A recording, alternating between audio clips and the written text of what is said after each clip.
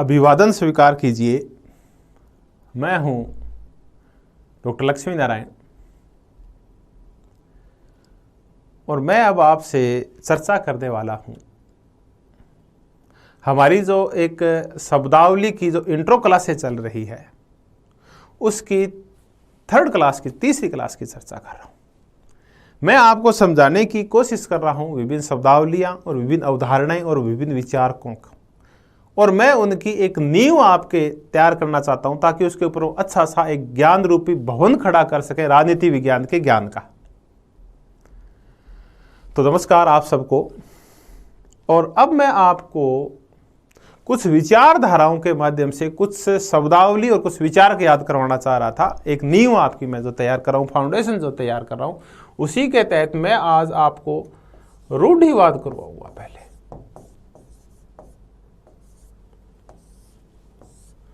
इस रूढ़िवाद को एक और पर्यायवाची शब्द है अनुदारवाद। इंग्लिश में तो एक ही शब्द है कंजर्वेटिज्म।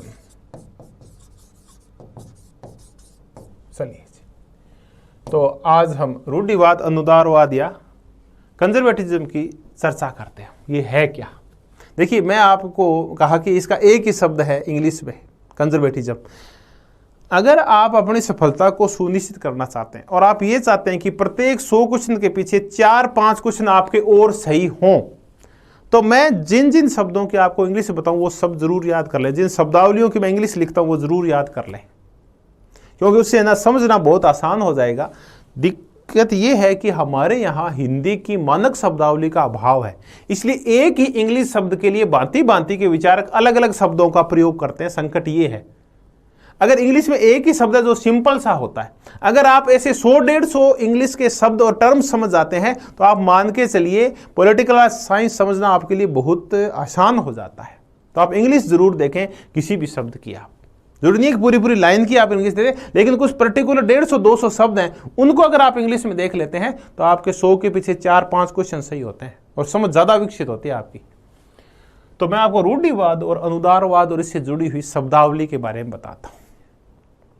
देखिए, कई बार ये आता है कि बताइए उदारवाद किसके खिलाफ आया, तो मैं कहूंगा उदारवाद आया रूढ़िवाद के खिलाफ। तो क्या रूढ़िवाद पहले आया, उदारवाद पहले आया? देखिए, ऐसा कुछ नहीं था। ये दोनों एक दूसरे की विरोधी धाराएं हैं जो समानांतर चलती रही। उदारवाद भी चलता रहा, उसके खिलाफ में रूढ़िवाद चलता रहा, और रूढ़िवाद के खिलाफ में उदारवाद चलता रहा। तो बेसिकली जो हमने उदारवाद किया था वो रूढ़िवाद की खिलाफत करता है और रूढ़िवाद उदारवाद की खिलाफत करता है। तो बात तो वही है कि अब पहले कौन आया, तो ऐसा कुछ नहीं है। हाँ, ये जरूर है कि धार्मिक रूढ़ियों का विरोध हुआ था, तो उदारवाद मूलतः रूढ़िवाद के खिलाफ आया था। लेकिन रूढ़िवाद भी अलग प्रकार का, इसने बाद में फिर रूढ़िवाद आया, उसने फिर उदारवाद का भी विरोध किया, तो बाद में समानांतर पैरेलल भी चलते रहे। तो कोई भी आइडियोलॉजी वो कभी समाप्त नहीं होती, वो चलती रहती है। ये नहीं है कि रूढ़िवाद के खिलाफ उदारवाद आया तो सारे लोग उदारवादी हो गए। नहीं, बहुत सारे विचारक वो थे जो इनके साथ साथ रूढ़िवादी भी बने रहे। जब थॉमस पेन जैसे लोग उदारवाद का समर्थन कर रहे थे तो उनके जो समकालीन लोग थे, विशेष करके एडमंड बर्क जैसे विचारक जो ब्रिटिश हैं, वो उस समय रूढ़िवाद का समर्थन कर रहे थे। आज भी माइकल ऑक्सफोर्ड जैसे लोग हैं वो इसका समर्थन करते हैं, रूढ़िवाद का। आज भी इरविंग क्रिस्टल जैसे लोग हैं, ये इस रूढ़िवाद का समर्थन करते हैं। तो रूढ़िवाद और अनुदारवाद एक ऐसी विचारधारा है जो उदारवाद का विरोध करती है, समाजवाद का भी विरोध करती है, कल्याणकारी राज्य का भी विरोध करती है, धर्मनिरपेक्षता का भी विरोध करती है। तो ऐसी एक मजेदार सी आइडियोलॉजी है। और जब 2014 से अपने यहाँ बढ़ रहा है रूढ़िवाद और अनुदारवाद। चर्चा कर लेंगे अपने यहाँ कैसे बढ़ रहा है, इसकी भी चर्चा कर लेंगे। मैं आपको थोड़ा सा बताता हूँ, ये सिर्फ बड़ी मैंने कहा परिचय करवाना है। इन फ्यूचर जैसे हम बढ़ते जाएंगे इनकी फिर व्यापक हम तो अध्ययन तो करेंगे, बस इससे जुड़ी हुई शब्दावली बता दूं कि अनुदारवाद कौन सी विचारधारा है। ये वो विचारधारा है जो ये कहती है कि धार्मिक मामलों में, राजनीतिक मामलों में, सामाजिक मामलों में रूढ़ियों और परंपराओं को जो पहले से स्थापित है उनका पालन करना चाहिए। क्योंकि रूढ़ियां और परंपराएं हैं, उनकी उपयोगिता सिद्ध हो चुकी है। रूढ़ियां परंपराएं कभी शुरू हुई थी, फिर वो स्थायी हो गई क्योंकि वो अच्छी थी, तो उनकी अच्छाई नापी जा चुकी है, इसलिए इनको बदलने की जरूरत नहीं है। राजा है, इतने साल से चला रहा है, क्योंकि संस्था अच्छी संस्था थी, राजा की संस्था, इसलिए चली आ रही है, तो इसको बदलने की जरूरत नहीं है, क्योंकि समय के साथ इन्होंने अपना महत्व सिद्ध कर दिया है। तो जो भी रूढ़ियां हैं, परंपराएं हैं, उन्होंने पिछले समय में अपनी महत्वता सिद्ध की थी, अपनी इंपॉर्टेंस था उसको प्रूव कर दिया था, इसलिए तो वो बनी हुई है आज तक। तो ये था रूढ़िवाद और अनुदारवाद, जो परंपराओं और रूढ़ियों का समर्थन करता है, जो इनको बनाए रखना चाहता है। तो फिर ये कैसी विचारधारा है? तो जैसे ही मैं आपको ये कहूंगा, को शब्दावली जो मैं पहले चर्चा कर चुके, आपको फट से समझ में आ जाएगी कि ये कैसी है। तो कुल मिला के ये मैं कहूं कि ऐसी विचारधारा है जो यथास्थितिवाद का विरोध करती है। अब आपको पता चल गया यथास्थितिवाद क्या, स्टेटस क्वो, ये परिवर्तन का विरोध करती है। ठीक है जी, और क्या करती है? ये कुलीन तंत्र का समर्थन करती है।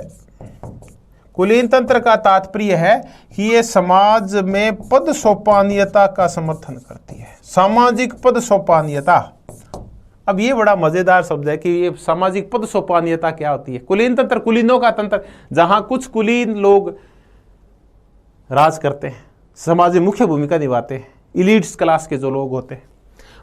सामाजिक पद सोपानीयता क्या है कि सभी लोग बराबर नहीं है, ईश्वर ने सब लोगों को छोटा और बड़ा बनाया है। किसी को कुलीन बनाया है, किसी को अकुलीन बनाया, किसी को अमीर बनाया, किसी को गरीब बनाया, किसी को विशेषाधिकार दिए, किसी को विशेषाधिकार नहीं दिए हैं। तो समाज में सभी लोग बराबर नहीं हो सकते, जैसा कि उदारवाद का मानना है कि सभी की योग्यता समान है। उदारवाद ये मानते हैं, ये कहते नहीं, कुछ की योग्यता ज्यादा होती है, कुछ की योग्यता कम होती है। इसीलिए समाज में पद सोपानीयता पाई जाती है। कुछ ऊंचे वर्ग के लोग होते हैं, कुछ निम्न वर्ग के लोग होते हैं। तो ये हमारे यहाँ जो ब्राह्मणवाद चलता है, ये रूढ़िवादी और अनुदारवादी विचारधारा है अपने यहाँ, ब्राह्मणवाद जो है। तो ये पद सोपानीयता का समर्थन करते हैं कि ब्राह्मण ऊंचे हैं, फिर क्षत्रिय है, फिर वैश्य हैं और अंत में शूद्र है।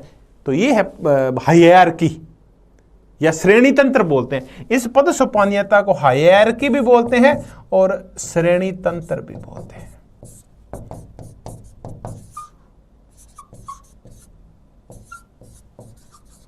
हायरार्की, हायरार्की का तात्पर्य है सामाजिक पद सोपानीयता, भेदभाव होता है समाज में, सारे लोग समान नहीं होते।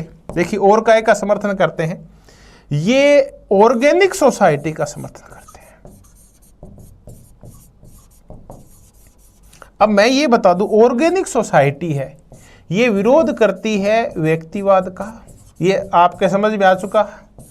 ये विशेष विरोध करती है अणुवादी समाज का। ऑर्गेनिक सोसाइटी को जैविक समाज बोलते हैं, यानी अंगों की बजाय जीव महत्वपूर्ण होता है। यानी ये शरीर महत्वपूर्ण है, अंग महत्वपूर्ण नहीं है। ये पूरी हुल बॉडी है, पूरा समाज महत्वपूर्ण है, व्यक्ति महत्वपूर्ण नहीं है। इस अकेली अंगुली का कोई महत्व नहीं है। इसका महत्व तभी है जब ये शरीर के साथ जुड़ी हुई है। इस अंगुली को काट के फेंक देंगे तो बॉडी खत्म नहीं हो जाएगी। तो ऐसा ये मानते हैं रूढ़िवादी और अनुवादवादी। ये कहते हैं कि समाज महत्वपूर्ण है, व्यक्ति महत्वपूर्ण नहीं है। इसलिए व्यक्ति को समाज के अकॉर्डिंग चलना चाहिए, न कि समाज को व्यक्ति के अकॉर्डिंग। यानी व्यक्ति अबाध रूप से स्वतंत्र नहीं है, जैसा कि उदारवादी मानते थे। तो ये समाज को ऑर्गेनिक मानते हैं, यानी जैविक समाज का समर्थन करते हैं। इसका तात्पर्य समाज महत्वपूर्ण है और समाज ने जो परंपराएं और रूढ़ियां डिसाइड कर दी है, प्रत्येक व्यक्ति का यह कर्तव्य बनता है कि उन परंपराओं और रूढ़ियों का वो क्या करे, वो पालन करे। और देखें, हाँ, आर्थिक क्षेत्र में ये कैसे है? तो देखिए, आर्थिक क्षेत्र में ये पूंजीवाद का समर्थन करते हैं। यानी आर्थिक क्षेत्र में ये जरूर मानते हैं कि संपत्ति का अधिकार होना चाहिए। ठीक है, संपत्ति का अधिकार का समर्थन करते हैं। ये है रूढ़िवाद। रूढ़िवाद कुल मिला के वो विचारधारा है जो कहता है कि मानव विवेकशील नहीं है। यानी उदारवाद जहां व्यक्ति को विवेकशील मानता है, वहां ये मानव को विवेकशील नहीं मानता। ये कहता है मानव एक अधूरा और भावुक प्राणी है, उसमें तर्क बिल्कुल नहीं होता। इसलिए उसको सही रास्ता दिखाने का काम रूढ़ियां, परंपराएं और सामाजिक संस्थाएं जो पहले से स्थापित है वो करती है। तो कुल मिला के रूढ़िवादी, यथास्थितिवादी, परिवर्तन का विरोधी, कुलीन तंत्र, पद सोपान्यता का विरोधी, ऑर्गेनिक सोसाइटी वाला, पूंजीवाद और संपत्ति का, हाँ ये कुछ विशेषता है जो उसकी उदारवाद के साथ मिलती है। बाकी तो विरोध करता है ये व्यक्तिवाद, अणुवाद और इन सब का, समानता, स्वतंत्रता का, आबाद स्वतंत्रता का, और ये व्यक्ति को विवेकशील नहीं मानता। मुद्दा ये है। तो क्या समाज में, मैंने कहा ये यथास्थितिवादी है, परिवर्तनों का समर्थन तो करते हैं, रेडिकल नहीं, धीमे धीमे परिवर्तन होने चाहिए, समाज में रेडिकल चेंजेस नहीं होने चाहिए, अनुदारवादी और रूढ़िवादी ये कहते हैं। अब कौन से ऐसे विचारक हैं जिनके लिए हम ये कहें कि वो रूढ़िवादी विचारक हैं?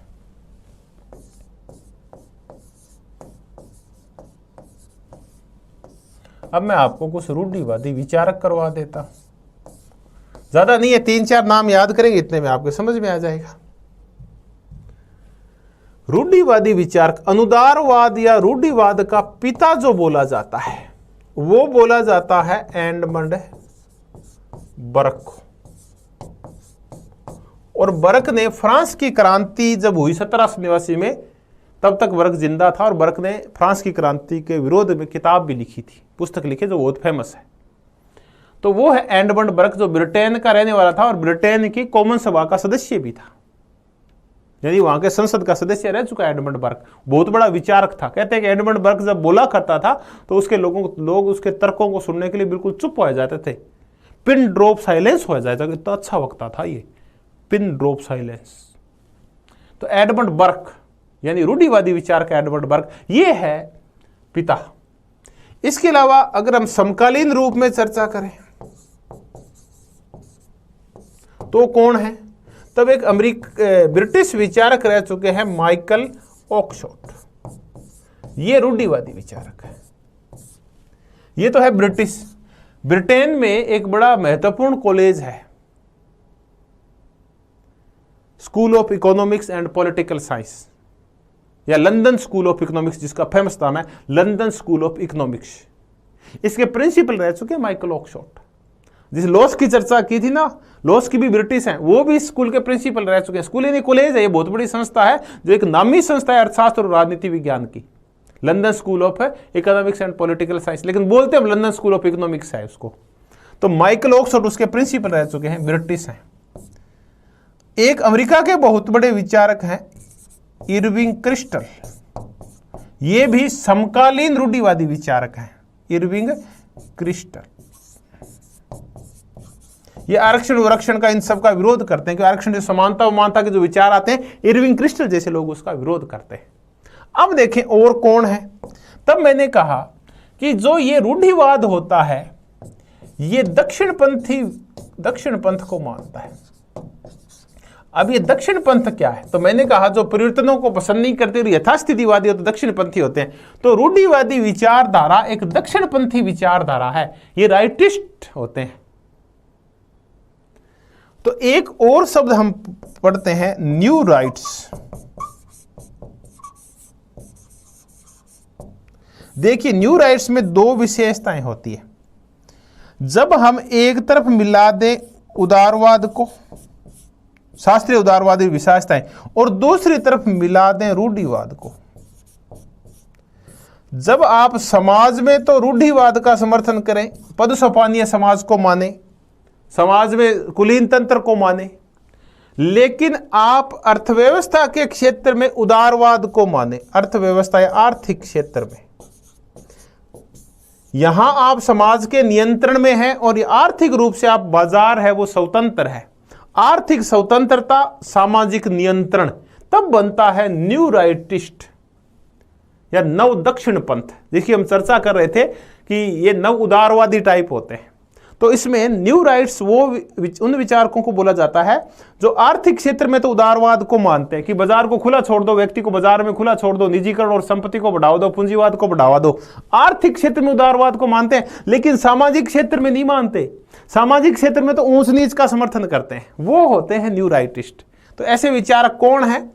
तो आप ऐसे विचारकों को जानते हैं, हेयक है और नोजिक है, मिल्टन फ्रीडमैन जैसे लोग हैं। अब आप कहेंगे ऐसे तो गड़बड़ मत करो गुरु जी, कभी तो आप इनको इच्छा स्वेच्छा तंत्रवादी बोलते हैं, कभी आप इनको नव उदारवादी बोलते हैं एक नोजिक जैसे लोगों को, और कभी आप इनको बोलते हैं, देखिए बर्लिन इनमें शामिल नहीं है, और कभी आप इनको, जब नव दक्षिणपंथी की चर्चा आती है तो एक नोजिक के साथ बर्लिन शामिल नहीं होगा। वो इच्छा स्वतंत्रवादी तो है लेकिन वो नव दक्षिणपंथी नहीं है। तो देखिए नव दक्षिणपंथ उसी की एक धारा है, ये मान लीजिए आप। तो हेयक और नोजिक आगे फिर चर्चा चलेगी तो ये सारे कंसेप्ट बिल्कुल क्लियर हो जाएंगे, आपके रटने की आवश्यकता नहीं होगी। तो ये न्यू राइटिस्ट है, जो रूढ़िवाद का ही एक धारा है, न्यू राइटिस्ट, रूढ़िवाद की एक धारा न्यू राइटिस्ट है, नव दक्षिण पंथ है। हेयक, नोजिक जैसे, फ्रीडमैन जैसे विचारक इसके समर्थक है। अब आपके रूढ़िवादी विचारक भी याद हो गए, एडमंड बर्क है, माइकल ओकशॉट। एडमंड बर्क तो पहले पिता इसके, समकालीन समय में माइकल ओकशॉट है, इरविंग क्रिस्टल है, और न्यू राइटिस्ट में हेयक, नोजिक जैसे लोग आते हैं। तो ये रूढ़िवादी विचारक कर लिए। अब आप रूढ़िवाद को और कैसे पहचानेंगे? देखिए रूढ़िवाद का ब्रिटेन में जो समर्थन किया करते थे, बड़ी मजेदार है, कुछ शब्दावली और सीख लेते हैं। एक थे टोरी और एक थे विग, ये दो समूह बन गए, और इन समूहों की आपस में बनती नहीं थी। ये दो गुट थे, दो गुट थे। गुट जानते हैं, एक दल होता है, गुट होता है। दल है वो जनता के वोटों के माध्यम से काम करता है, गुट आपस में लड़के कार्य करते हैं, ताकत के बल पे काम करते हैं, वो गुट होते हैं। टोरी वो थे जो टोर से चलते थे, घमंड में चलते थे, और विग वो थे जो सिर पे विग धारण करते थे। जैसे आपने, अगर आपने वो भगवा सा पहन रखा है, इसका मतलब आप बीजेपी के समर्थक हैं और कट्टर हिंदूवादी है, इसका ये तात्पर्य माना जाता है। तो विग का तात्पर्य था वो उदारवादी है, और टोरी का तात्पर्य कि वो रूढ़िवादी है। तो देखिए ब्रिटेन में दो धाराएं समानांतर चल रही थी, ये रूढ़िवादी थे और विग थे ये उदारवादी थे। ये संसद की शक्ति बढ़ाना चाहते थे, ये राजा की शक्ति बढ़ाना चाहते थे। ये सामंतवाद का समर्थन करते थे, ये पूंजीवाद का समर्थन करते थे। इनको उद्योगपति पैसा दिया करते थे, इनको सामंत पैसा दिया करते थे, वो टोरी थे। फिर इन टोरियों का विगों का आपस में झगड़ा हुआ, एक क्रांति हुई 1688 की गौरवपूर्ण क्रांति। इसमें टोरी हार गए और विग जीत गए। संसद की शक्ति बढ़ गई, राजा की शक्ति सीमित कर दी गई, क्योंकि टोरी राजतंत्र समर्थक थे। तो टोरी थे ना, रूढ़िवादी थे। इन्हीं टोरियों के गुट से फिर वहां एक पार्टी खड़ी हुई, अनुदारवादी पार्टी, कंजर्वेटिव पार्टी। और आज ब्रिटेन की जो वर्तमान सरकार है, वर्तमान ब्रिटिश सरकार है, वो कंजर्वेटिव पार्टी की, अनुदारवादी पार्टी की है। भारत में भाजपा है, वो रूढ़िवादी पार्टी मानी जाती है। जो पार्टियां धार्मिक और धार्मिक संकेतों, चिन्हों का प्रयोग करती है। चर्चा कर रहे थे रूढ़िवाद की। ये टॉपिक अपना चलते चलते और कोई वीडियो में खराबी आई और रूढ़िवाद वाला टॉपिक था वो अपने एंड पे जाके क्लोज हो गया था। कंजर्वेटिज्म, रूढ़िवाद, या कई बार अपन इसको अनुदारवाद भी बोलते हैं।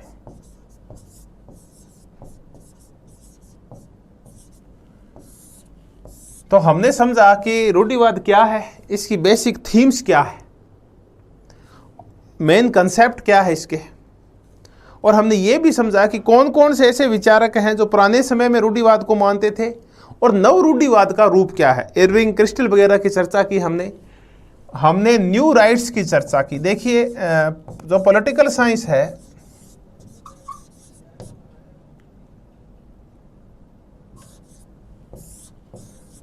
ये बहुत ज़्यादा कंटेम्परेरी हो गई है, समकालीन हो गई है।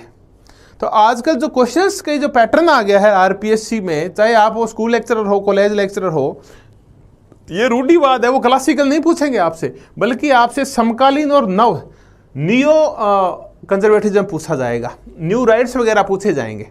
तो आप जब भी कोई भी थ्योरी पढ़ें, आप कोई भी थॉट पढ़ें, आप कोई भी आइडियोलॉजी पढ़ें, कोई भी कंसेप्ट पढ़ें, तो समकालीन जो कंसेप्ट है ना, जो पिछले 20-30 साल में पॉलिटिकल साइंस में जो चेंजेज आए हैं, जो नई चीज़ें आई है 40-50 साल में, कुल मिला के ये मानिए 1970 के बाद, पोस्ट बिहेवियरलिज्म के बाद, उत्तर आधुनिकतावाद के बाद पॉलिटिकल साइंस में क्या हुआ है, इसके ऊपर ज़्यादा बल दिया जा रहा है। तो ट्रेंड यही है।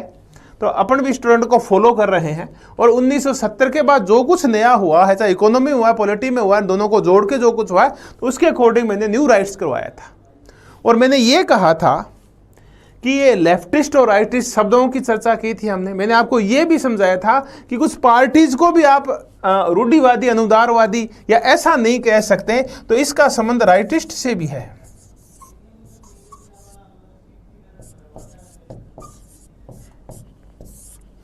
राइटिस्ट को आप दक्षिण पंथ बोलते हैं।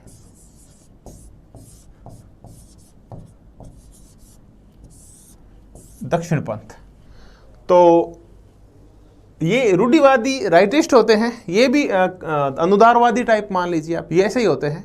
और राइटिस्ट में फिर हमने विग की चर्चा की थी, टोरी की चर्चा की थी। और मैंने ये कहा था कि जब 1688 की ब्रिटेन की गौरवपूर्ण क्रांति हुई थी, उसमें जो विग थे और टोरी थे, विग थे वो लिबरलिज्म के समर्थक थे, उदारवाद के समर्थक थे, और टोरी थे वो राजतंत्र के समर्थक थे, रूढ़ियों के समर्थक थे। और उन्हीं टोरियों से फिर बाद में वहां कंजर्वेटिव पार्टी बनी, अनुदारवादी पार्टी बनी। और वर्तमान में इस समय आज के दिन ब्रिटेन में जो सत्ता है, जो वहां के प्रधानमंत्री हैं और वहां रूलिंग पार्टी है, वो कंजर्वेटिव पार्टी है। जो ट्रंप वाली रिपब्लिकन पार्टी है यूएस की, वो भी राइटिस्ट टाइप पार्टी मानी जाती है। भारत में जो पार्टीज धर्म की रूढ़ियों का और परंपराओं का समर्थन करती है, हायरार्की का समर्थन करती है, सामाजिक पद सोपान का समर्थन करती है, ऊंच और नीच के भेदभाव का समर्थन करती है, वो पार्टी दक्षिणपंथी पार्टियां हैं। वर्तमान में भारत में जो रूलिंग पार्टी है बीजेपी, वो दक्षिणपंथी पार्टी मानी जाती है। अकाली दल मानी जाती है। उसके अलावा जो जातीय आधार पर राजनीति करने वाली है शिवसेना मानी जाती है। ये वो पार्टीज है जो राइटिस्ट पार्टीज है। तो हमने ये रूढ़िवाद किया और इसके तहत हमने कुछ थिंकर्स की भी चर्चा की थी, भी कौन कौन से विचारक हैं जो रूढ़िवादी विचारक है। तो हमने एडमंड बर्क की चर्चा की थी, माइकल ऑक्सफोर्ड की चर्चा की थी, इरविंग क्रिस्टल की चर्चा हमने की थी, न्यू राइटिस्ट में हेयक और नोजिक जैसे लोगों की हमने चर्चा की थी। तो ये एक टॉपिक अपना पूरा हुआ। टॉपिक में कुछ नई शब्दावली देखी। मेरा उद्देश्य आपको सिर्फ कुछ शब्दावलियों से परिचित कराना है, कुछ विशिष्ट शब्दों से परिचित कराना है भी इनका तात्पर्य क्या है, या कुछ 2, 4, 5 हर एक शब्दावली और से रिलेटेड थिंकर्स की आपको मैं एक नींव दिमाग में तैयार करना चाहता हूँ। अब मैं आपसे जिससे नई चीज़ की चर्चा करूँगा, अब एक नई चीज़ ले लेते हैं अपन।